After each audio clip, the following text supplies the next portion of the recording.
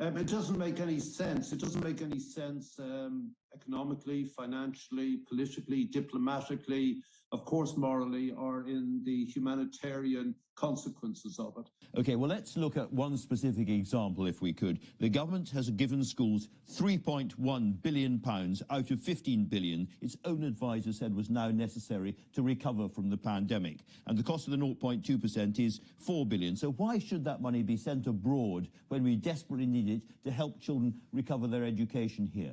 Well, none of the money that would come from that, which is far too little for British education, will be sent abroad, of course. And charity must begin at home, Andrew.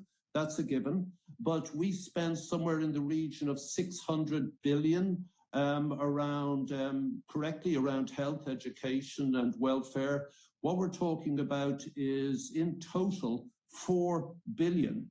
So our GDP is roughly around 2.2 trillion.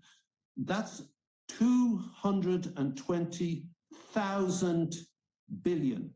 220,000 billion. This, our fifth richest country in the world, generates. This isn't about left or right. This isn't about Labour, Tory. This is a continuum of political intent. So what Labour started, the Tories achieved. And they not only achieved it, but they put it into their promise, into their election manifesto of 2019. They promised the electorate that they would maintain this. We don't do that, and we just don't take the piece of bread from that child's mouth in Yemen. We don't do it. We don't snatch the one textbook it's ever had in its life from its only tin shack school.